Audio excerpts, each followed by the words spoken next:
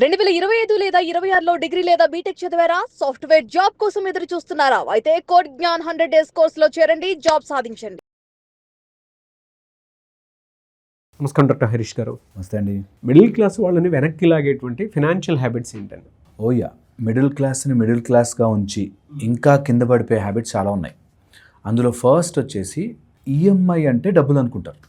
ఈఎంఐలో కొనేయచ్చు, most important. చాలా మందికి ఈఎంఐలో కొనేస్తుంటారు, అన్ని అవి కొనేసి ఇవి కొనేసి ఈఎంఐలో కట్టేసుకుందాంలే అనుకుంటారు. అది వెనక్కి గుంజేస్తూ ఉంటుంది. ఈఎంఐ బర్డెన్ పెరుగుతూ ఉంటుంది.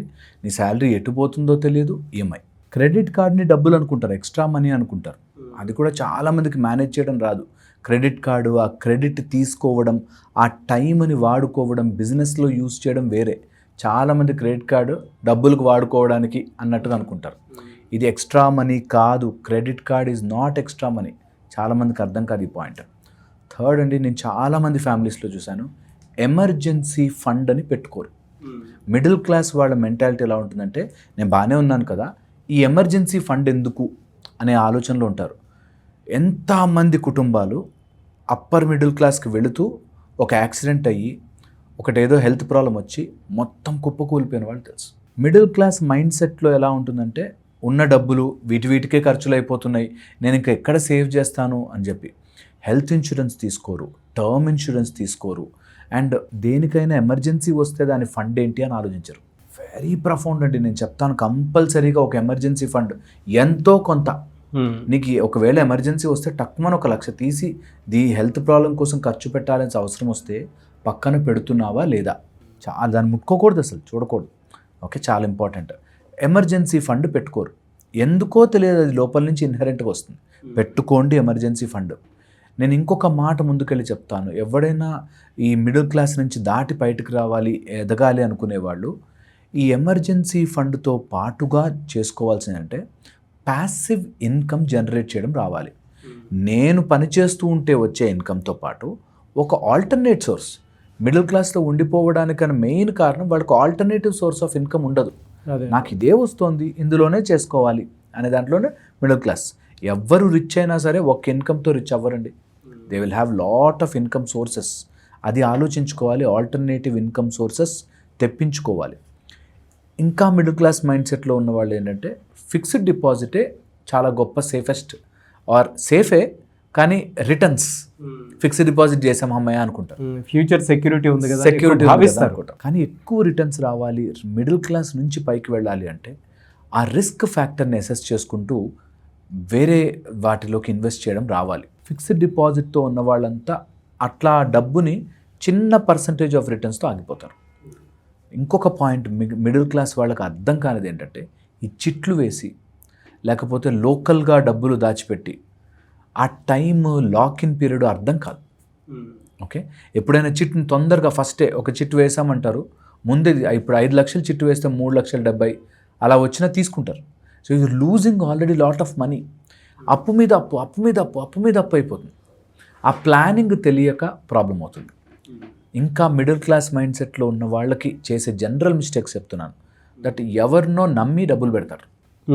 వాడు ఎవడో చెప్పాడు, ఆ ఏజెంట్ ఏదో చెప్పాడు, ఇంకోళ్ళు ఏదో చెప్పారు, వాళ్ళ బ్యాక్గ్రౌండ్ ఏంటి, వాళ్ళు నిజంగా క్వాలిఫైడా, వాళ్ళు కరెక్టా అనేది ఉండదు. ఈ లోకల్ డబ్బులు దాంట్లో ఉండి రిచ్ అవ్వరు. మేబీ వాళ్ళు నిజంగా మోసం చేయడానికి చెప్పుండకపోవచ్చు, కానీ ఆ ఏజెంట్సో చిట్సో వాళ్ళ బిజినెస్ వాళ్ళకు ఉంటుంది. సో అందుకని నువ్వు రిచ్ అవ్వాలి ఆర్ మిడిల్ క్లాస్ దాటి బయటకు వెళ్ళకుండా అందులోనే ఆలోచిస్తే అక్కడే ఉండిపోతారు. వీళ్ళు చిన్న డబ్బులని, ఈ లాక్ ఇన్ పీరియడ్ని క్యాల్కులేట్ చేయరు. ఈ చిట్ తీసుకునేటప్పుడు, దాన్ని ఇన్వెస్ట్ చేసేటప్పుడు ఎలా ఉంటుంది ప్లాన్ చేసుకోరు. దీనివల్ల కూడా మిడిల్ క్లాస్లోనే ఉండిపోతారు. ఓకే, ఇక ఇంకొక వెరీ ఫండమెంటల్ పాయింట్ అండి, ఎప్పుడైనా డబ్బు రాగానే ముందు నేను కంపారిజన్ ట్రాప్లోనూ పడిపోతారు. కంపారిజన్ ట్రాప్ అంటే, ఇప్పుడు వచ్చిందిగా డబ్బులు, దీనికైనా పెట్టేద్దాం, దీనికైనా వాడేద్దాం అని చెప్పి ఆలోచిస్తుంటారు. అండ్ ఇప్పటికీ కూడా అండి, గోల్డ్ అనేది ఒక గొప్ప సేవింగ్గా భావిస్తారు. ఓకే, గోల్డ్ లాంగ్ టర్మ్లో నీకు గొప్ప సేవింగ్.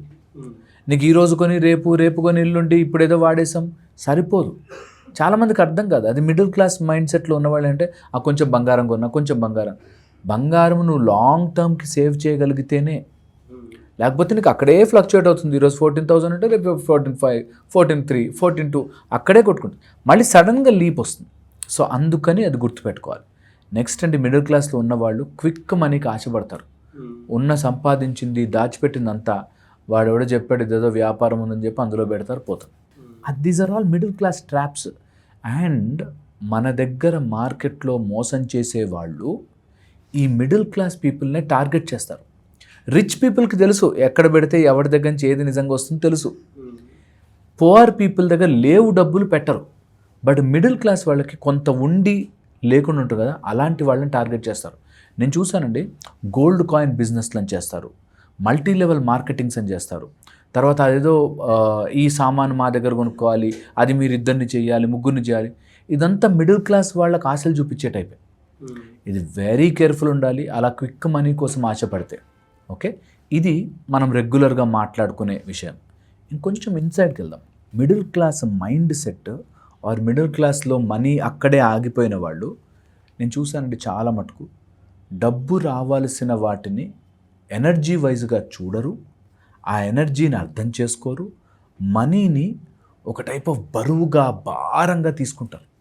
ఓకే, నేను ఈరోజు చెప్పిన టెక్నిక్ ట్రై చేయండి. ఎవరికైనా ట్రై చేసుకోవాలంటే మనీ విషయం మీద మిడిల్ క్లాస్ నుంచి బయటకు రావాలంటే ట్రై చేయాలంటే okay, always resonate with your throat. నీ థ్రోట్ చక్ర ఎంత పాజిటివ్ నీకు మనీ రావాలని చేస్తుందో అదే ఆలోచించండి. థ్రోట్ చక్రాకి 3 మినీ చక్రాస్ ఉంటాయి. ఈ చక్రాస్కి మినీ చక్రాస్ 3 ఉంటాయి. That's a triangular area. ఇక్కడి నుంచి ఈరోజు సరదాగా ట్రై చేయండి, పోయేదేం లేదుగా, ట్రై చేయండి. థ్రోట్ చక్ర దగ్గర ఆ ట్రయాంగులర్ చక్ర ఫిల్డ్ విత్ మనీ.